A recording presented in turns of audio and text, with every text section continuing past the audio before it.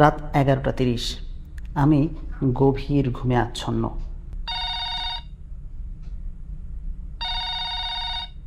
মাঝরাতের dog watch.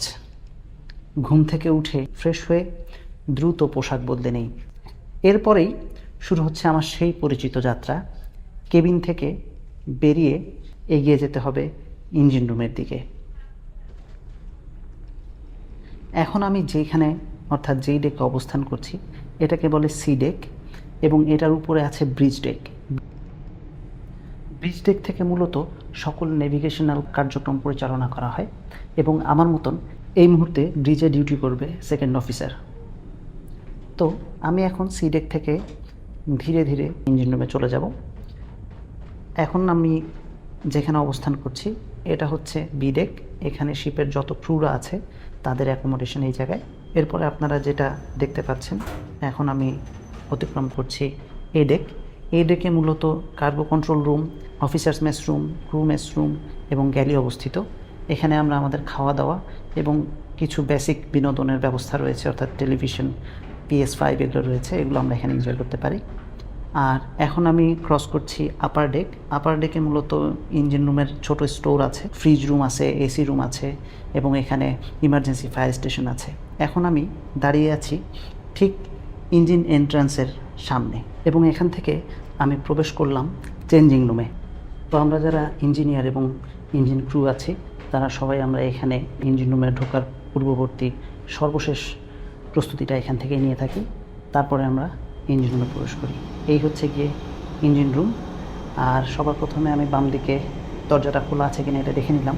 মূলত এই দরজা খোলা থাকলে ইঞ্জিন রুমের তাপমাত্রা সহনীয় পর্যায়ে থাকতে সহযোগিতা হয়, কারণ এটা যথেষ্ট পরিমাণে গরম বাতাস ইঞ্জিন রুম থেকে বাইরে প্রবাহিত হতে দেয়, ফলে ইঞ্জিন রুমের তাপমাত্রা অনেকখানি সহনীয় পর্যায়ে থাকে। তো এখন আমি ইঞ্জিন কন্ট্রোল রুমে প্রবেশ করব এবং ওয়াচ বুঝে নিব। তো আমি এখন ওয়াচ বুঝে নিয়েছি এবং কন্ট্রোল রুমের যা যা দেখাচ্ছিল তা ঘুরে ঘুরে দেখে নিয়েছি এবং সব প্যারামিটারগুলো ঠিক আছে কিনা তা দেখে ফাইনালি আমি টর্চ নিয়ে বের হয়ে যাব ইঞ্জিন রুমের বটম থেকে টপ পর্যন্ত কমপ্লিট রাউন্ড দেওয়ার জন্য। তো বের হয়ে আমি সবার প্রথমে একটু বাইরে এক নজরে দেখে নিলাম। এখন আস্তে আস্তে নিচের দিকে নেমে যাব এবং দেন ফাইনালি নিচে রাউন্ড দেওয়া শেষ হলে আবার উপরের দিকে যাব, একদম ইঞ্জিন রুমের টপ ডেক অর্থাৎ ফানেল পর্যন্ত যাব ইনশাল্লাহ। এবং সব কিছু দেখা শেষ হলে আবার ইঞ্জিন রুমে কন্ট্রোল রুমে ফেরত আসবো। দেখতে পাচ্ছেন এখন এটা হচ্ছে গিয়ে ডেক এয়ার কম্প্রেসার এবং তার পাশে এটা হচ্ছে গিয়ে nitrogen generator, mini nitrogen generator. আর এর ঠিক সামনে যে দুটো মেশিন দেখতে পাচ্ছি এই দুটো হচ্ছে গিয়ে main air compressor number 1, number 2। এখন আমি এটার দুইটা এয়ার কম্প্রেসারের অয়েল লেভেল চেক করছি এবং বিভিন্ন প্যারামিটার যেগুলো সেটা আমি চেক করে দেখছি কোনো অ্যাবনর্মালিটি আছে কিনা।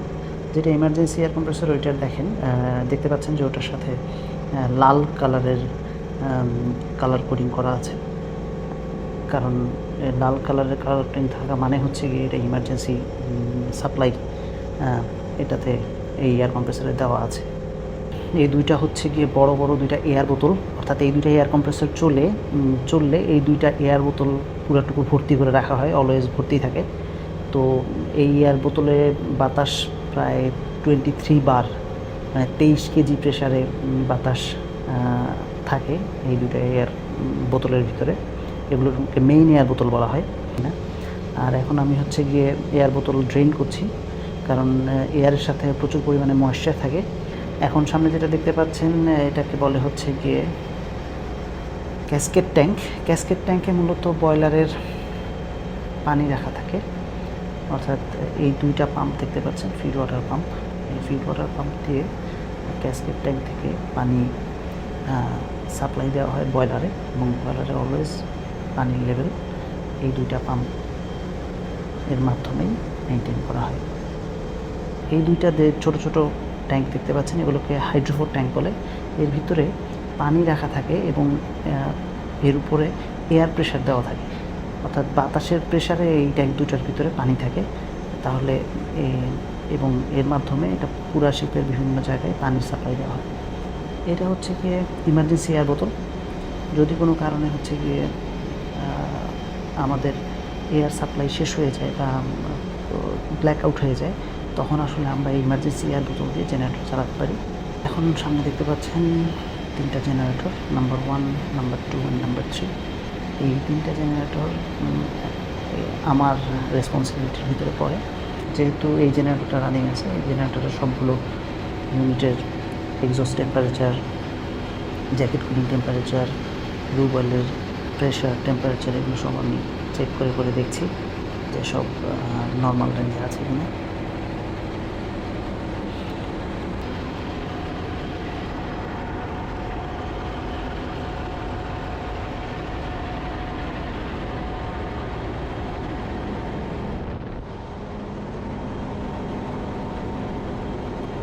এটা হচ্ছে কি জেনারেটরের অল্টারনেটর সাইড।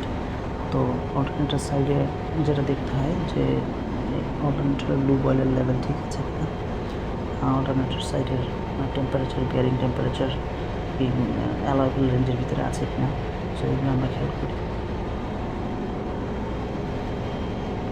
এটা সুট কালেকশন ট্যাঙ্ক।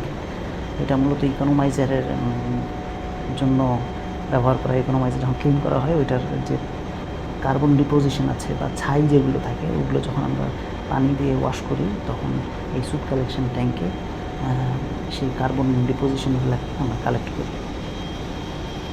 সো এটা হচ্ছে গিয়ে লুব অয়েল ব্যাকওয়াশ ফিল্টার। এটা হচ্ছে মেইন ইঞ্জিনের লুব অয়েল, এই ফিল্টার দিয়ে যায়। এটা হচ্ছে গিয়ে মেইন ইঞ্জিনের লুব অয়েল কুলার। এটা হচ্ছে গিয়ে পিউরিফায়ার। এই দুটো হচ্ছে পিউরিফায়ার। তো পিউরিফায়ারের লোড এবং পিউরিফায়ারের ফিড সব ঠিক আছে কিনা এগুলো আমি চেক করে দেখছি। ইভেন কোনো প্রকার অ্যাবনর্মাল সাউন্ড আছে কিনা এটাও আমার নজরে থাকে। টেম্পারেচার সেটিং কততে আছে এটাও দেখা হয়। এই পাম্পগুলো, এগুলো হচ্ছে ফুয়েল সাপ্লাই পাম্প এবং সার্কুলেটিং পাম্প বলে। অর্থাৎ মেইন ইঞ্জিন চলার জন্য যে ফুয়েল সাপ্লাই দেওয়া হয়, তেল, সেই তেলটা এই দুইটা পাম্পের মাধ্যমে সাপ্লাই দেওয়া হয়। সামনে এফও হিটার, ফুয়েল হিটার দেখতে পাচ্ছেন একটা, এবং ভিস্কো থার্ম দেখা যাচ্ছে। আর সামনে যেখানে টর্চ দিলাম মাত্র, এটা হচ্ছে হলো গিয়ে ব্যাকওয়াশ ফিল্টার, অর্থাৎ ফুয়েল অয়েল এই ফিল্টারের মাধ্যমে তারপরে মেইন ইঞ্জিন, জেনারেটর ইঞ্জিনে চলে যায়। এগুলো হচ্ছে গিয়ে সব fresh water line, cooling line, এক এক জায়গায় গিয়েছে।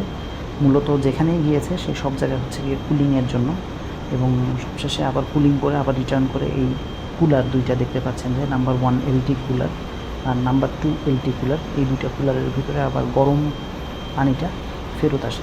তো এই এইটাকে বলে হচ্ছে গিয়ে সেন্ট্রাল কুলিং সিস্টেম। এটা যেটা এখন দেখতে পাচ্ছেন সামনে, এটাকে বলে ফ্রেশ ওয়াটার জেনারেটর। তো অনেকে আমাকে কোশ্চেন করে থাকেন যে শীতে আমরা পানি কোথা থেকে পাই। তো আমরা মূলত এই ফ্রেশ ওয়াটার জেনারেটর যখন শীত চলে, তখন মেইন ইঞ্জিনের যে গরম যে পানিটা, যেটা মেইন ইঞ্জিন থেকে আমরা পাই, সেই এটাকে জ্যাকেট ওয়াটার বলে। সো এই জ্যাকেট ওয়াটারটা আমরা এই ফ্রেশ ওয়াটার জেনারেটরের ভিতর দিয়ে পাস করি। As a result fresh water জেনারেটরের ভিতরে আমরা ভ্যাকুয়াম তৈরি করে রাখি। এই জন্য আমরা মোটামুটি 60 থেকে 70 ডিগ্রি সেলসিয়াস টেম্পারেচারে সি ওয়াটারকে, অর্থাৎ সাগরের পানিকে আমরা বাষ্প করে ফেলতে পারি, যেহেতু এর ভিতরে ভ্যাকুয়াম মেনটেন করা আছে। এবং এই বাষ্পটাকে আবার ঠান্ডা করে আমরা পানিটাকে কালেক্ট করি। এর ফলে হয় কি, যেহেতু বাষ্প শুধুমাত্র পানির হয়, সো শুধুমাত্র পানিটা ঠান্ডা হয়ে রয়ে যায় আর লবণটা বের হয়ে চলে যায়, লবণটা নিচে পড়ে যায় এবং সেটা পরে বের হয়ে চলে যায়। আর এই দুইটা যেটা দেখতে পাচ্ছেন, এই দুটো হচ্ছে গিয়ে জ্যাকেট কুলিং পাম্প আর জ্যাকেট কুলিং মোটর। এটা দিয়েই মূলত মেন ইঞ্জিনের এই যে কুলিংয়ের কথা বলছি, সেই কুলিংটা হয়। আর main engine jacket preheater, এটার কাজ হচ্ছে গিয়ে যখন মেন ইঞ্জিন বন্ধ থাকে ওই সময় যেন মেন ইঞ্জিন ঠান্ডা না হয়ে যায়, মেন ইঞ্জিন যেন গরম থাকে, এই জন্য আমরা হিটার দিয়ে স্টিমের মাধ্যমে পানিটাকে গরম করে ইঞ্জিনের ভিতর দিয়ে পরিচালনা করতে থাকি। কারণ আমরা কখনোই চাই না যেন ইঞ্জিনটা ঠান্ডা হয়ে যায়। কারণ যদি একবার ঠান্ডা একবার গরম, একবার ঠান্ডা একবার গরম এরকম করা হয়, তাহলে ইঞ্জিনের ভিতরের যে ইন্টারনাল কম্পোনেন্ট আছে, এগুলো হচ্ছে গিয়ে থার্মাল ক্র্যাকিংয়ের শিকার হয়ে যাবে এবং বিভিন্ন ওরিং বা এগুলো লিক করা শুরু করবে। এই জন্য অলওয়েজ ইঞ্জিনকে আমাদের অ্যারাউন্ড 70 to 80 ডিগ্রি সেলসিয়াস টেম্পারেচারে জ্যাকেট কুলিং ওয়াটার দিয়ে হিটের অবস্থায় রাখতে হয় 70 থেকে 80 ডিগ্রি সেলসিয়াসের ভিতরে। এখন মেইন ইঞ্জিনের চারপাশ দিয়ে ঘুরে দেখাচ্ছি আপনাকে। এটাকে বলে এক্সস্ট ম্যানিফোল্ড। মূলত সবগুলো ইউনিটের যে এক্সস্ট গ্যাস আছে তা এই ম্যানিফোল্ড দিয়ে এই মোটা পাইপটা দিয়ে সামনের এটা একদম শিপের উপরে চলে গিয়েছে ফানেলে। আর এটা হচ্ছে টার্বোচার্জার। তো এই টার্বোচার্জার দিয়ে হাই প্রেশারে বাতাস ইঞ্জিনের ভিতরে যায়। তো এই ছিল এই ফ্লোর। এখন চলেন যে বটম ফ্লোরের দিকে যাই, আপনাদেরকে বটম ফ্লোরকে এটা হচ্ছে গিয়ে এমজিপিএস। সামনে যেটা দেখতে পাচ্ছেন এটা মেরিন গ্রোথ প্রিভেনশন সিস্টেম। এগুলো হচ্ছে গিয়ে বড় বড় sea water pump, cooling sea water pump এখানে 3টা আছে। এটা হচ্ছে গিয়ে ইজেক্টর পাম্প। এইটা হচ্ছে গিয়ে সি ওয়াটারটা যে বলছিলাম যে ফ্রেশ ওয়াটার জেনারেটরের উপরে আছে, সেই ফ্রেশ ওয়াটার জেনারেটরের জন্য যে সি ওয়াটারটা সাপ্লাই দিচ্ছে এটা এই পাম্পটা। এটা হচ্ছে ফায়ার অ্যান্ড জিএস পাম্প, এবং এর পাশে যেটা দেখতে পাচ্ছেন এটা হচ্ছে ফায়ার বিলজ অ্যান্ড বালাস পাম্প। আর এর পাশে যেটা দেখতে পাচ্ছেন সেটা হচ্ছে গিয়ে ফোম ফায়ার পাম্প। সো এই পাম্পগুলো মূলত সব ধরনের ফায়ার ফাইটিং যে ইভেন্ট আছে এগুলোতে এই পাম্পগুলো ব্যবহার করা হয় যখন যেভাবে প্রয়োজন হয়। এখানে হচ্ছে গিয়ে বিভিন্ন পাম্প, স্লাজ পাম্প, বিলজ পাম্প এবং বিল সেপারেটর সার্ভিস পাম্প। এটার নাম হচ্ছে গিয়ে অয়েলি ওয়াটার সেপারেটর। যদি আমাদের মূলত শিপে অপারেশনাল বিভিন্ন অয়েলি ওয়াটার যেগুলো অ্যাকুমুলেটেড হয় এগুলো অয়েলি ওয়াটার সেপারেটর দিয়ে তেলটা পানি থেকে আলাদা করে শুধুমাত্র পানিটা আমরা সাগরে ছাড়তে পারি, এবং এটা কখনোই 15 ppm এক্সিড করতে পারবে না। আর এইটার নাম হচ্ছে ফ্লাইহুইল। মেইন ইঞ্জিন এখন চলছে। সো এই ঘূর্ণায়মান ফ্লাইহুইলকে আপনারা দেখেন, এই ফ্লাইহুইলের সাথে কানেক্টেড থাকে হচ্ছে হলো প্রপেলার, এবং এই প্রপেলারটাই মূলত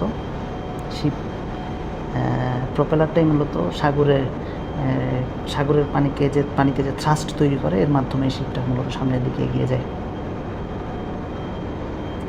এই দুটো হচ্ছে গিয়ে ফ্রেশ ওয়াটার পাম্প বা ড্রিঙ্কিং ওয়াটার পাম্প। এটা হচ্ছে গিয়ে ফরওয়ার্ড সেল ট্যাঙ্ক।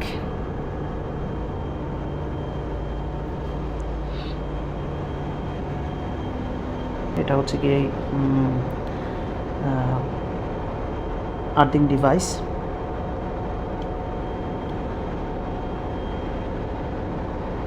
এই আর্থিং ডিভাইসটা অলওয়েজ এখন ফ্ল্যাকচুয়েট করছে দেখতে পাচ্ছেন খুব বেশি। তার মানে হচ্ছে গিয়ে আমরা বুঝতে পারছি যে আমাদের শিপের যে প্রপেলার শ্যাফট ডাউনিং যে ডিভাইসটা আছে এটার যে কার্বন লিডটা আছে এটা এখন খুব ভালো অবস্থায় নেই, এটা চেঞ্জ করতে হবে খুব রিসেন্টলি। সো এই হচ্ছে বিষয়। এগুলো হচ্ছে লুব অয়েল পাম্প সামনে যেগুলো দেখতে পাচ্ছেন। এই কালো যে জিনিসটা দেখতে পাচ্ছেন এগুলো হচ্ছে কি মেইন ইঞ্জিনের 6টা ইউনিটের সাথে 6টা থাকে। এগুলোকেই রিলিফ ভালভ বলে, ক্র্যাঙ্কেজ রিলিফ ভালভ বলে। 6টা ইউনিটের সাথে 6টা থাকে। সো বেসিক্যালি যখন রাউন্ডে আসা হয় এই সাইডটা দিয়ে হচ্ছে গিয়ে রাউন্ড দেওয়াটা নিষেধ থাকে বা অ্যাভয়েড করা হয় যথাসম্ভব, বিকজ যে কোনো সময় যদি ক্র্যাঙ্কেজ এক্সপ্লোড করে তাহলে মূলত এই রিলিফ ভালভের এই দিক দিয়েই এই এক্সপ্লোশনটা বের হবে, রিলিফ হবে। সো এই জন্য আমরা অলওয়েজ যারা শিপে কাজ করি তারা আমরা এই সাইডটা অ্যাভয়েড করি ইঞ্জিনের, যেন এই পাশে আমরা না থাকি। চলেন এখন আমরা উপরের দিকে যেতে থাকি আস্তে আস্তে। আমি আশা করি আপনারা ধৈর্য নিয়ে আজকে আমার সাথে থাকবেন। আসলে আপনাদেরকে দেখানোর চেষ্টা করছি আমরা যখন শিপে থাকি আমরা কীভাবে পুরো ইঞ্জিন তদারকি করি, এবং আমার সাথে আমি আজকে মূলত আমি কীভাবে দেখি আমি সেই জিনিসগুলো আপনাদেরকে দেখাচ্ছি যে আমি কীভাবে কোথায় যাই কী দেখি। সো আমি আসলে আমার ডেইলি রুটিনটারই একটা অংশ আপনাদের সামনে এখন তুলে ধরছি। তো এখন আবার আমি উপরের দিকে চলে যাচ্ছি। নিচের দিকের 2টা ফ্লোর দেখা শেষ। এই ফ্লোর থেকেই আমি নিচে নামা শুরু করেছিলাম ইনিশিয়ালি কন্ট্রোল রুম থেকে বের হয়ে। এখন এই ফ্লোর দেখে এটা fuel settling tank, fuel service tank, low sulphur fuel service tank. এটা যে সামনে দেখতে পাচ্ছেন এটা হচ্ছে কি সুয়েজ ট্রিটমেন্ট প্ল্যান্ট। এইখানে ডিআই ওয়াটার প্ল্যান্ট।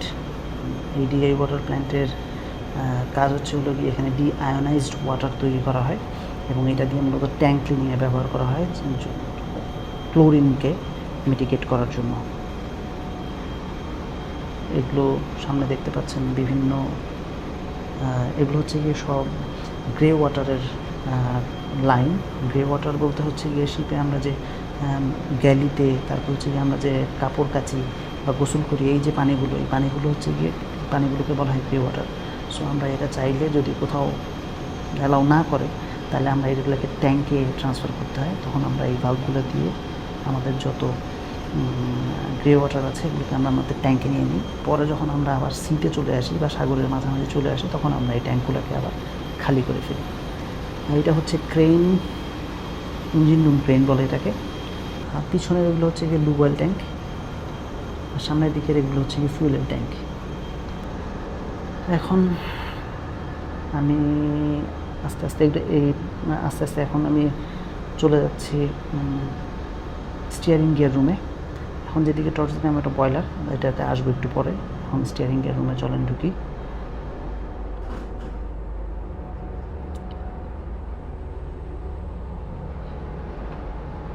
এই হচ্ছে গিয়ে শিপের স্টিয়ারিং গিয়ার রুম। এটা দিয়েই মূলত এই সামনে যেটা দেখতে পাচ্ছেন এটাকে বলে স্টিয়ারিং গিয়ার।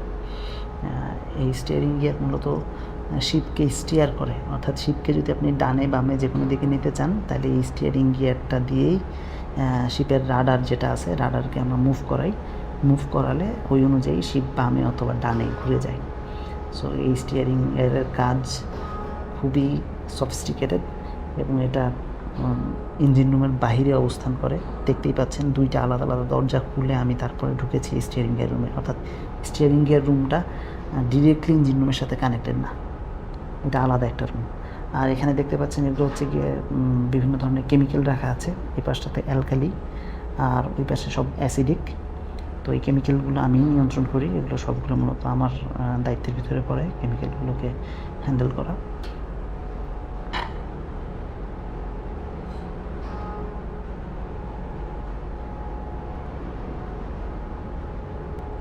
হলো গিয়ে ফোম ট্যাঙ্ক। এটা মূলত হচ্ছে আমাদের শিপে ফোম লিকুইড সিস্টেম আছে, এখানে CO2 সিস্টেম না। সো যদি কোনো কারণে শিপে কোথাও আগুন ধরে যায়, তাহলে আমাদেরকে CO2 সিস্টেমের পরিবর্তে ফোম সিস্টেম দিয়ে আগুন নেভাতে হবে। এই জন্যই এই ট্যাঙ্কটা ইউজ করা হয়। সামনে এই যে এটা দেখতে পাচ্ছেন, এটা হচ্ছে গিয়ে হাইপার মিস্ট সিস্টেম বলে। হাইপার মিস্ট সিস্টেমে মূলত শিপে 5টা জায়গায় আছে আমাদের এই শিপে। মেইন ইঞ্জিনের উপরে, 3টা জেনারেটরের উপরে, বয়লারের উপরে, পিউরিফায়ারের উপরে, আর ইনসিনারেটরের উপরে। সো এই জায়গাগুলোতে ফিক্সড ফায়ার ফাইটিং সিস্টেম দেওয়া আছে এই হাইপার মিস্ট সিস্টেম। সামনে যে ছোট একটা কৌটার মতন ট্যাঙ্ক দেখছেন, এটা হচ্ছে গিয়ে রাডারের lubrication tank, rudder stock lubrication tank. এটা মূলত আমরা এটা দিয়ে রাডার যে স্টকটা আছে সামনে, সেখানে লুব্রিকেশন করা হয়। তো আমরা এটা প্রতি ওয়াচে এটা খেয়াল করি যে এখানে তেল আছে কি নেই, এবং যদি কমে যায় তাহলে আমরা আবার এটা থেকে সেটা রিফিল করে দিই। এটা হচ্ছে গিয়ে সলিনয়েড ভালভ। এটা মূলত হচ্ছে গিয়ে রাডারকে পোর্ট অথবা স্টারবোর্ড সাইড যেদিকে ঘোরানো লাগে সেই অনুযায়ী এই সলিনয়েড ভালভটা কাজ করে। এখন অটো পাইলটে আছে, সো অটো পাইলট যেভাবে নির্দেশনা দিচ্ছে এই সলিনয়েড ভালভগুলো সেইভাবেই কাজ করছে, এবং রাডার সেই অনুযায়ী মুভ করছে। আর এটা হচ্ছে গিয়ে একটা জাইরো রিপিটার। সো আমরা এখান থেকে দেখতে পারি যে আমরা আমাদের হেডিং কোথায় আছে। কোনো ইমার্জেন্সি হলে আমরা ব্রিজের সাথে এই টেলিফোনটা দিয়ে কমিউনিকেট করতে পারি। আর এখানে পোর্ট না স্টারবোর্ড, আমরা কোনটাতে কত ডিগ্রিতে আমাদের রাডারটা কত ডিগ্রি অ্যাঙ্গেলে আছে সেটা এখানে দেখা যায়। মূলত 35 degree port side to 35 degree starboard সাইডে এই রাডারটা ঘুরতে পারে, এর চেয়ে বেশি এটা ঘুরে না। এটার রেঞ্জ হচ্ছে 35 ডিগ্রি পোর্ট থেকে 35 ডিগ্রি স্টারবোর্ড পর্যন্ত।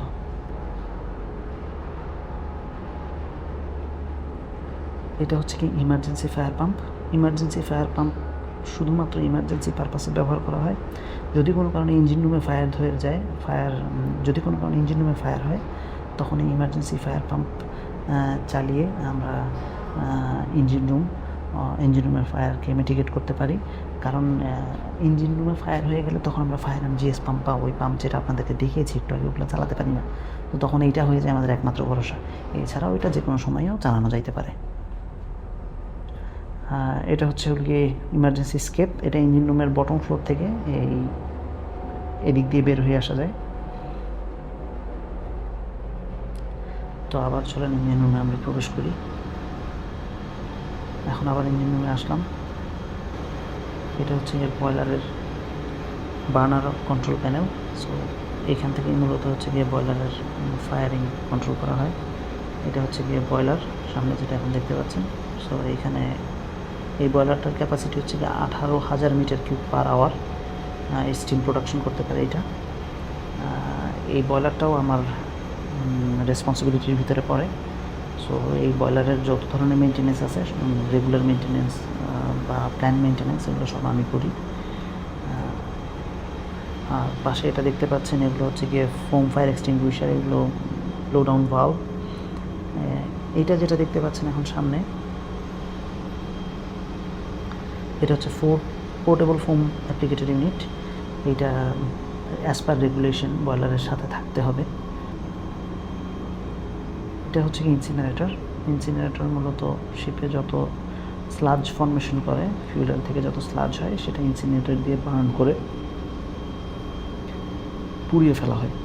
সো ইনসিনারেটরটা খুব ভালো একটা রোল প্লে করে। এগুলো সব স্টিমের লাইন। এখন এইটা হচ্ছে গিয়ে শিপের ওয়ার্কশপ। এইখানে আমরা মূলত আমাদের যত ধরনের কাজ আছে সব করি। এগুলো সব স্টোর, এখানে অনেক ধরনের যন্ত্রপাতি এগুলো সব রাখা আছে। সো মূলত যা যা ইকুইপমেন্টস যেগুলো আমরা কাজ করি সব ওয়ার্কশপে আছে। এইটাকে বলে হচ্ছে গিয়ে ইমার্জেন্সি স্কেপ ব্রিদিং অ্যাপারেটাস, ইইবিডি। এটা যদি কোনো কারণে আগুন ধরে যায় তাহলে তো মানুষের যেটা হয়, মানুষ শ্বাস প্রশ্বাস নিতে কষ্ট হয়। সো আগুন ধরলে ইন দ্যাট কেস যদি শ্বাস প্রশ্বাস নিতে কষ্ট হয় আমরা জানি, তখন আমরা ইইবিডি মূলত ইউজ করে আমরা দ্রুত এই স্পেস থেকে বের হয়ে যাওয়ার জন্য এটা ব্যবহার করতে পারি। এটাকে বলে ইকোনোমাইজার। আমার বাম পাশে যেটা দেখতে পাচ্ছেন, ইকোনোমাইজারের কাজ হচ্ছে হলো মূলত ইকোনোমাইজ করা। এটা বয়লারের যে গরম পানিটা আছে, এইটা মূলত মেইন ইঞ্জিনের যে এক্সস্টের গ্যাস আছে, এক্সস্ট গ্যাসকে দিয়ে বয়লারের পানিটাকে আবার হিট করা হয়। এতে করে বয়লারে আবার এক্সট্রা করে ফায়ার দিতে হয় না। সো আমরা স্টিম প্রোডাকশন এভাবে করতে পারি এবং এতে করে অনেক ফুয়েল কনজাম্পশন কম হয়। এখন এটা আরেকটা স্টোর। এটা হচ্ছে কি এক্সপানশন ট্যাঙ্ক। এক্সপানশন ট্যাঙ্কে মূলত কুলিং ওয়াটার থাকে। সো কুলিং ওয়াটার দেখাই যাচ্ছে এখানে কেমিক্যাল দিতে হয় রেগুলারলি, যার লেভেল ক্লোজলি মনিটর করতে হয়।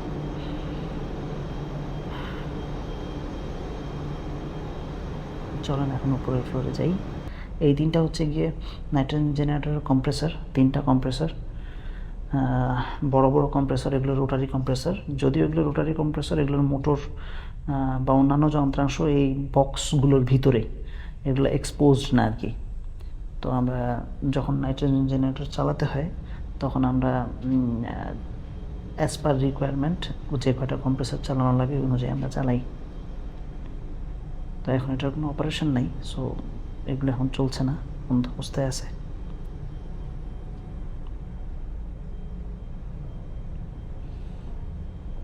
এটা হচ্ছে কি নাইট্রোজেন জেনারেটরের মেইন প্যানেল।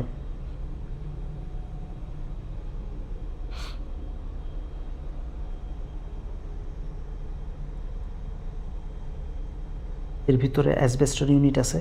সো সব যা আছে এর ভিতরে আছে। এই বিগ যে বক্সটা দেখতে পাচ্ছেন সামনে, এই টোটাল জিনিসগুলো, এই অ্যাসবেস্টর ইউনিট বা ইউনিট, এগুলো সব এইটার ভিতরে অবস্থান করতে। তো আমরা এখানে বিভিন্ন মোডে নাইট্রোজেন জেনারেটর চালাতে পারি। 95, 99 আর 99.99। সো এই তিনটা মোডে আমরা আর ফ্রেশ এয়ার মোডে চালাইতে পারি। সো এই কটা মোডে আমরা নাইট্রোজেন জেনারেটরকে চালাতে পারি অ্যাজ পার রিকোয়ারমেন্ট। আমরা যখন যেরকম লাগে তখন সেভাবেই চালাই। এটা মূলত চিফ অফিসার জানায় আমাদেরকে। তো এখন আপনারা দেখতে পাচ্ছেন এটা বয়লারের টপ। এগুলো হচ্ছে গিয়ে বয়লারের সুট ব্লো ভাল্ব, যেগুলোর দিকে আমি টর্চ মারলাম মাত্র। সো রেগুলারলি প্রতি সপ্তাহে আমরা একবার করে বয়লার সুট ব্লো করি। সো এইভাবে করে যখন মূলত শীতটা সাগরে থাকে তখন আমরা এটা করি। এতে করে বয়লারের যে স্টিম প্রোডাকশন এফিসিয়েন্সি এটা অনেক বৃদ্ধি পায়। আর এটা দেখতে পাচ্ছেন এটা হচ্ছে গিয়ে ইকোনোমাইজারের টপ। ইকোনোমাইজার একটু আগে আপনাদেরকে বলেছি। সো এখন আপনাদেরকে দেখাবো একদম এই জায়গা থেকে ইঞ্জিন রুমের নিচে তাকালে কতখানি দেখা যায়। দেখেন কত উচ্চতায় দাঁড়িয়ে আছি আমরা, আপনি হয়তো এটা একটা আন্দাজ করতে পারছেন। সামনে যে দরজাটা দেখতে পাচ্ছেন এটা হচ্ছে এন্ট্রান্স ইঞ্জিন রুমে, যেটা দিয়ে আমি প্রথম যখন ঢুকেছি ইঞ্জিন রুমে তখন ওই দরজাটা দিয়ে ঢুকেছিলাম। আর এই দুইটা যে ভাল্ব দেখতে পাচ্ছেন, এই দুইটা ভাল্ব দিয়ে আমরা মূলত ইকোনোমাইজারকে যে সুট কালেকশন ট্যাঙ্ক দেখিয়েছিলাম আপনাদেরকে, হয়তো আপনাদের মনে আছে। তো যখন আমরা এই দুইটা ভাল্ব অপারেট করে আমরা মূলত ইকোনোমাইজারকে ওয়াশ করি। যে কারণ ইকোনোমাইজার টিউবের উপরে যে কার্বন ডিপোজিশনগুলো থাকে এগুলো হচ্ছে গিয়ে এই পানি দিয়ে ওয়াশ করার সাথে সাথেই নিচে পড়ে যায় এবং তা পাইপ দিয়ে ওই সুট কালেকশন ট্যাঙ্কে চলে যায়। এই হচ্ছে বিষয়। ইঞ্জিন রুমের ভিতরে মোটামুটি ঘুরে দেখা শেষ হয়ে গিয়েছে। রাউন্ড দিয়ে সব জায়গায় ঠিকঠাক আছে আলহামদুলিল্লাহ, কোনো অ্যাবনরমালিটি ধরা পড়েনি। এখন আমরা বের হয়ে যাব ইঞ্জিন রুম থেকে। ইঞ্জিন রুম থেকে বের হয়ে আমরা এখন অন্যান্য যে রুম আছে সেই রুমগুলোতে আবার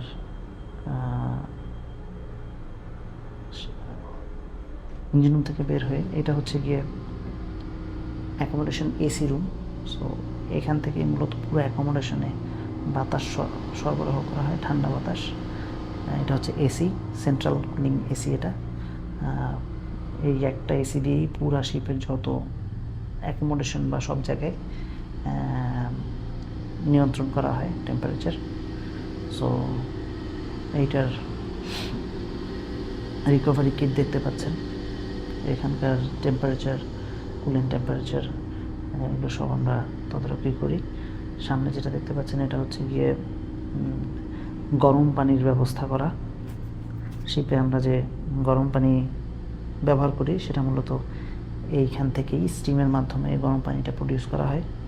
বয়লারের স্টিম দিয়ে মূলত পানিকে গরম করে আমরা গরম পানিটা ব্যবহার করি।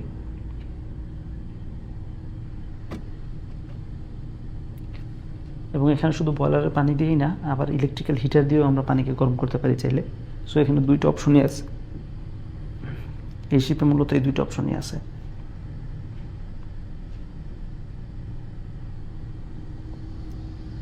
আর এই সিস্টেমটাকে বলা হয় ক্যালোরিফায়ার সিস্টেম। ক্যালোরিফায়ার দিয়ে ঠান্ডা পানিকে গরম করা হয়।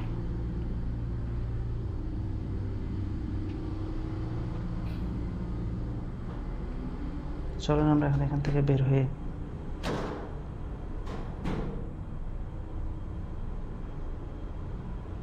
এখন যাচ্ছি আমরা ফ্রিজ রুমে। এইটা হলো গিয়ে ফ্রিজ রুম। সামনের যে দরজা এটা খুললে আপনি ফ্রিজের ভিতরে ঢুকে যেতে পারবেন। সো আমি এখন ফ্রিজের ভিতরে ঢুকবো না, বিকজ আমার কাজ ফ্রিজের ভিতরে না। আমার কাজ হচ্ছে গিয়ে এই যে বাম পাশে আপনারা দেখতে পাবেন এই যে টেম্পারেচারগুলো খেয়াল করা হচ্ছে কি আমার কাজ।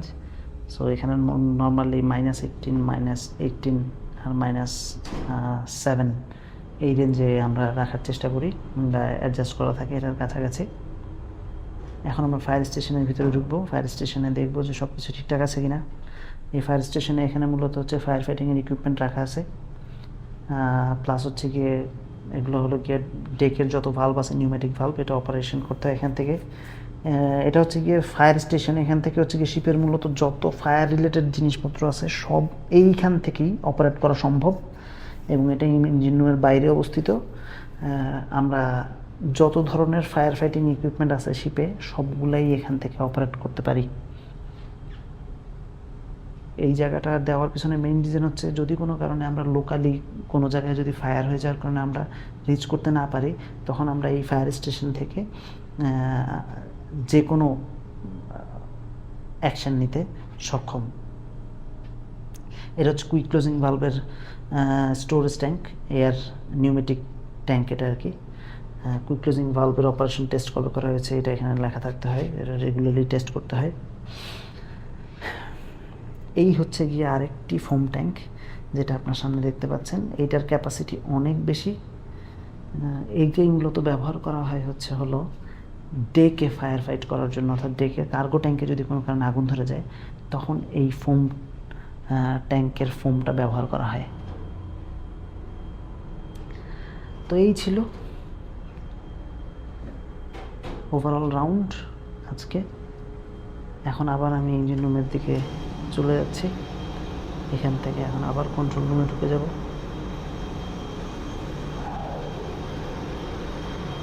এবং এইভাবেই মূলত প্রত্যেকটা ওয়াচ, রাতের ওয়াচ যেটাকে বলে ডগ ওয়াচ, এটাকে ডগ ওয়াচ বলা হয় এই জন্যই কারণ এই ওয়াচটা খুবই নিরিবিলি শান্ত কিন্তু আবার সবচেয়ে বেশি গুরুত্বপূর্ণ। সো এই ছিল, দেখা হবে আরেকদিন অন্য কোনো ভিডিওতে। ততদিন আমার জন্য দোয়া রাখবেন। আল্লাহ হাফেজ।